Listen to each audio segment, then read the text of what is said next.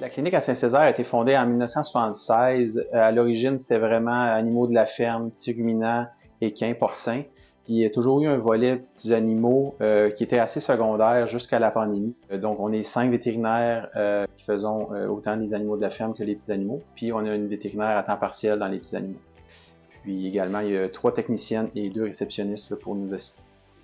On a décidé de faire appel à une firme pour développer les ressources humaines pour que par la suite, ce soit plus facile de gérer les conflits entre les employés qui nous prenaient beaucoup de temps, puis autant au niveau du temps qu'au niveau du mental aussi. Là. Donc là, on a décidé de faire affaire avec la firme Soluflex pour par la suite évoluer dans ce sens-là, que ce soit plus facile, puis standardiser un petit peu l'approche. Les grandes lignes du projet ressources humaines, mais tout d'abord, il a fallu déterminer avec Annie quel type d'intervention on voulait de sa part. On a choisi l'option de le faire sur 2 ans, on se rencontre 2 fois par mois. Tout d'abord, on a discuté un peu les contrats de travail, les échelles salariales pour les employés. On a élaboré un manuel de l'employé lors de l'intégration des nouveaux employés, pour qu'ils sachent comment ça fonctionne ici. Et on a reçu des formations aussi au niveau du harcèlement, d'avoir certaines compétences de gestion. Là, on est en train d'élaborer notre guide de formation des nouveaux employés, un peu la formation à la tâche.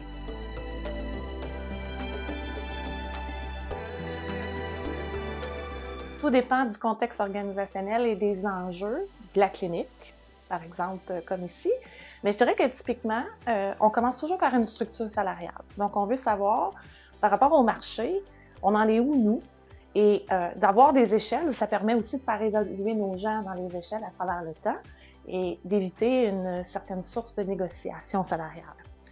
Ensuite, le programme de gestion de la performance, on le développe basé sur les valeurs de l'organisation.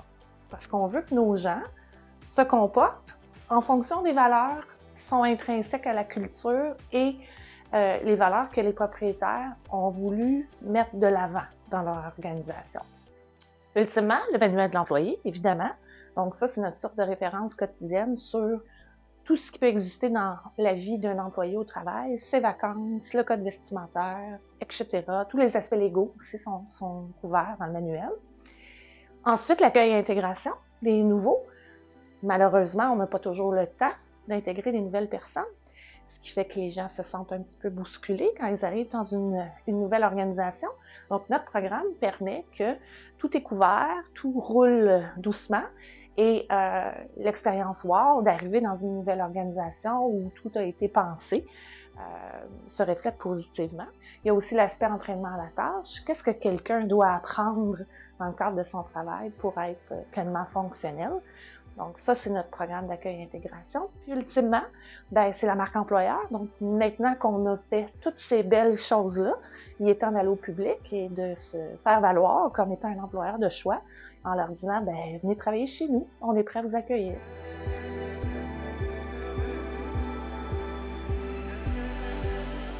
L'évaluation annuelle qu'on fait des employés, ça leur a permis de vraiment voir quelles étaient nos valeurs, puis qu'est-ce qu'on voulait prioriser. Ça l'a aussi donc permis de corréler leur augmentation salariale dans notre échelle salariale selon leur performance. Puis ça permet un peu d'uniformiser pour pas qu'à la pièce on se fasse négocier X ou Y conditions. Là. Bien, je trouve que l'implantation nous apporte une progression. Donc c'est juste pour tout le monde aussi, c'est équitable. Et puis ça permet aussi de mettre l'emphase sur les valeurs importantes de l'entreprise et de favoriser l'adhésion des employés à celle-ci.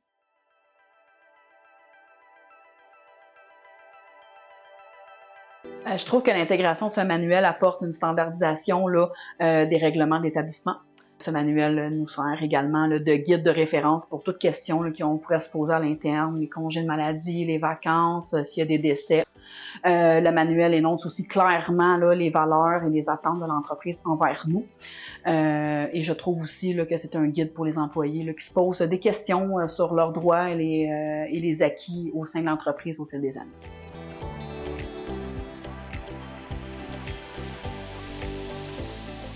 Premièrement, avoir les 2 mains sur le volant en ce qui a trait à la gestion du personnel, être en contrôle de l'aspect gestion de nos ressources.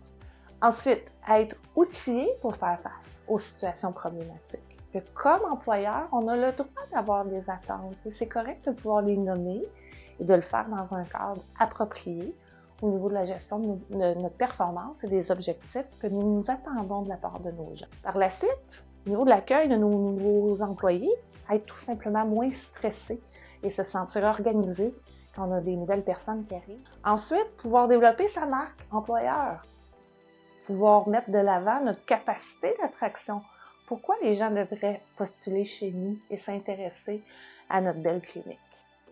Ultimement, avoir une bonne rétention de personnel, pour moi, égale avoir un bon service à la clientèle et avoir une belle image aussi face à nos clients, puisque nous offrons de la stabilité à nos clients et ça se reflète sur la qualité de service à la clientèle. L'implantation du volet de ressources humaines à la clinique a permis de construire des barèmes pour que les différents membres du personnel puissent les suivre de leur côté sans qu'on ait besoin de toujours les supporter à ce niveau-là. Et ça permet aussi d'agir avec constance, justesse puis précision pour chaque événement, plutôt que d'avoir toujours à réfléchir à qu'est-ce qu'il faudrait faire pour chaque moment.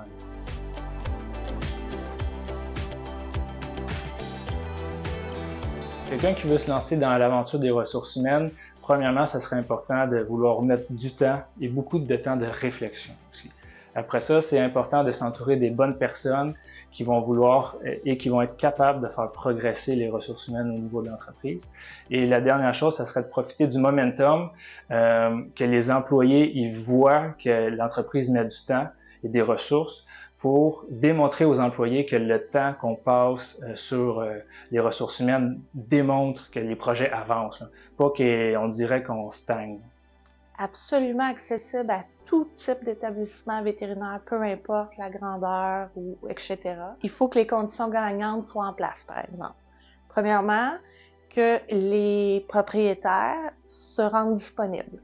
C'est un investissement de temps, un processus comme ça.